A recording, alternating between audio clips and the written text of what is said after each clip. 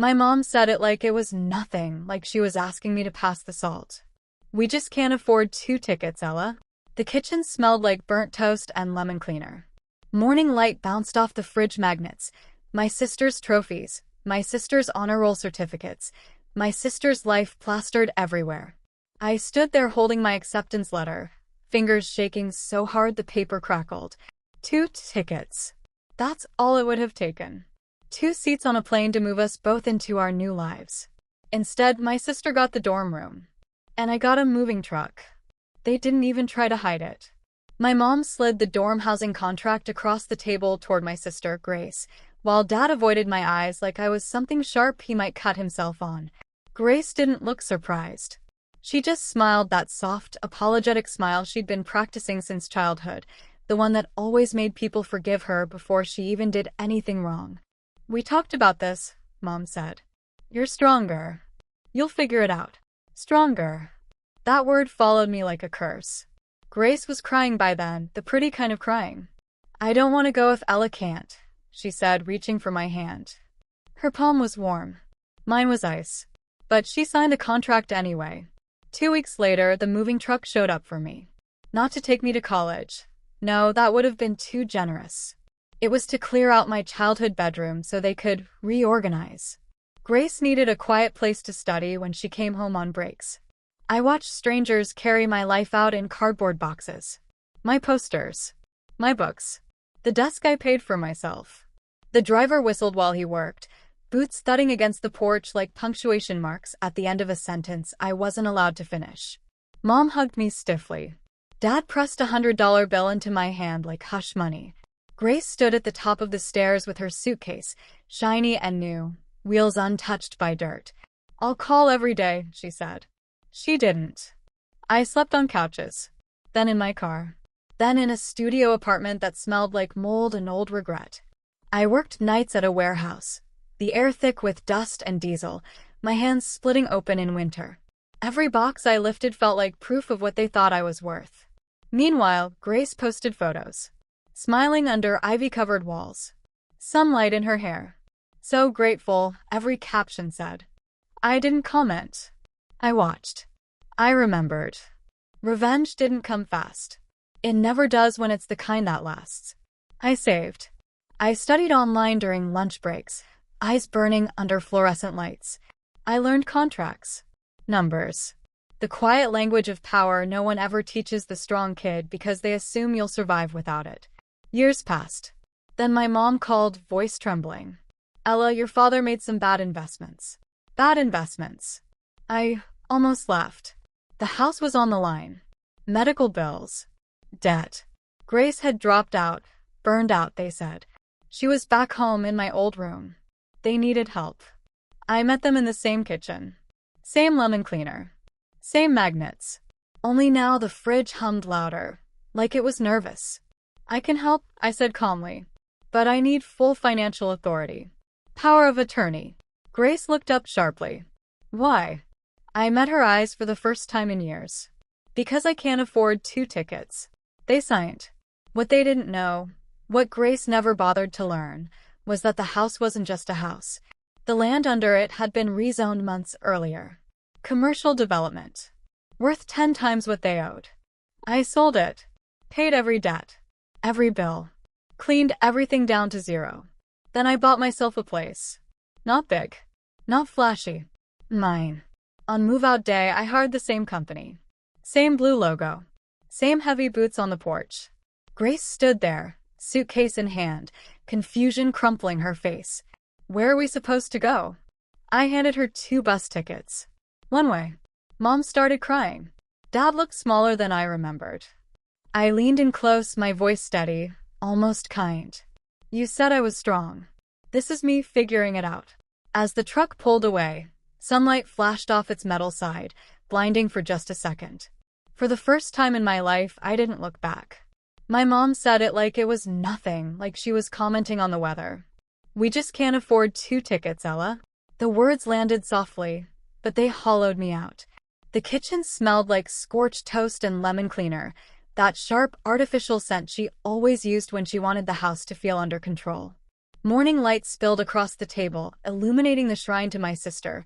Grace's certificates, Grace's framed photos, Grace's everything.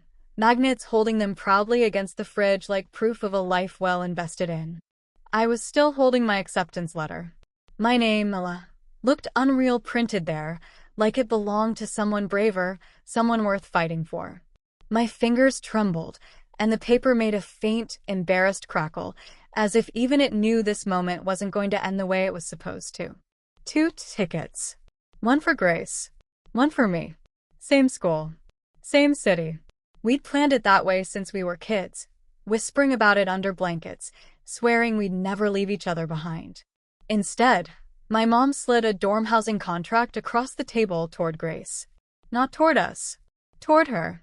We talked about this, Mom said, folding her arms. Grace needs stability. And you, her eyes flicked over me, calculating. You're stronger. You'll figure it out. Stronger. That word had followed me my whole life. It was what they said when I didn't get new clothes, when I didn't get rides, when I didn't get help. Strong enough to absorb disappointment. Strong enough to disappear quietly. Grace's eyes filled with tears, the pretty kind. The kind that made people rush to comfort her. I don't want to go if Ella can't, she said softly, reaching for my hand. Her skin was warm. Mine felt numb. Mom sighed, dramatic and practiced. Sweetheart, don't make this harder than it has to be. Grace hesitated. Just a second. Then she picked up the pen. The scratch of ink on paper sounded louder than it should have. Permanent. Final. 2 weeks later, the moving truck came for me. Not to take me to college. Not to take me anywhere better. It came to erase me. A man with a clipboard knocked on the door and asked, Ella, like I was just another delivery. They moved through my bedroom with practiced efficiency, strangers lifting my life into boxes. My posters peeled off the walls. My books dumped without care. The desk I bought with my own money scraped against the doorframe, leaving a white scar in the paint. Grace stood in the hallway with her new suitcase, glossy and untouched. My suitcase had been donated years ago because we needed the space. This is just temporary, Mom said, not meeting my eyes. Grace needs a quiet room when she comes home on breaks. When she comes home. The driver whistled as he worked, boots thudding on the porch. Each step felt like a countdown. When the truck door slammed shut, it echoed through my chest. Dad pressed $100 bill into my palm. His hand lingered for half a second too long, like guilt trying and failing to speak. You'll be okay, he said. Grace hugged me. I'll call every day. She didn't. I slept on couches first. Friends, then friends of friends. I learned how to wake up early enough to disappear before I overstayed my welcome. Then my car. I learned which parking lots were safest, which cups knocked, which nights were too cold to sleep at all. Eventually, I scraped together enough for a studio apartment. The walls were thin. The air smelled like mold and old cooking oil. The radiator screamed like it was in pain. I worked nights at a warehouse where the lights buzzed overhead and the air was thick with dust and diesel. My hands cracked and bled in winter. I wrapped them in tape and kept lifting. Every box felt symbolic. Every shift felt like confirmation of what my family thought I was worth. Grace, meanwhile, bloomed online. Ivy-covered walls. Smiling selfies. Captions dripping with gratitude. Couldn't have done this without my amazing parents. I never commented.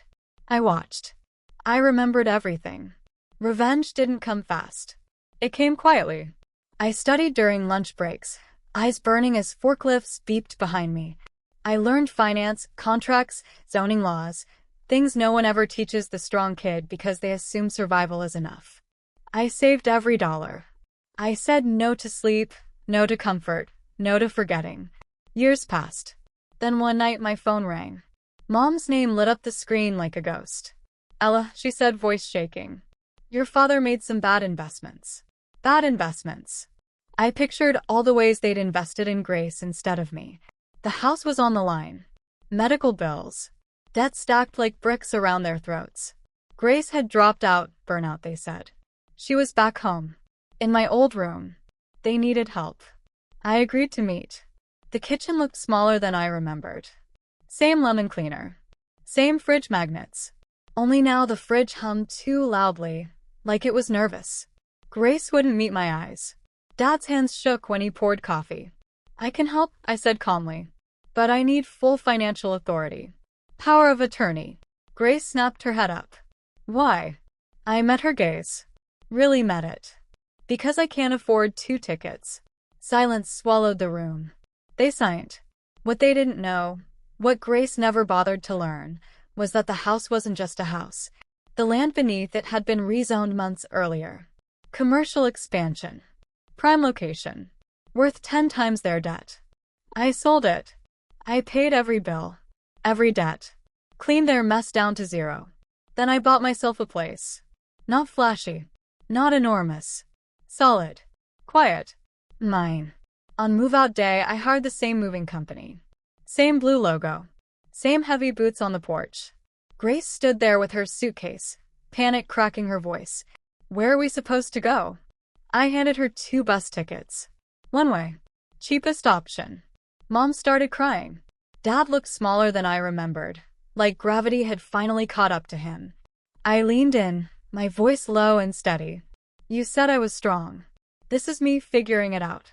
As the truck pulled away, sunlight flashed off its metal side, blinding for just a moment. For the first time in my life, I didn't feel strong. I felt free. I heard later that Grace told people she was blindsided, that Mom said she never understood how it all went so wrong. They still say my name carefully like it might cut them. I don't correct the story. Because every time I unlock my own front door, every time I sit in silence that belongs only to me, I remember the truth. They chose who deserved the ticket. I just chose who deserved the ending.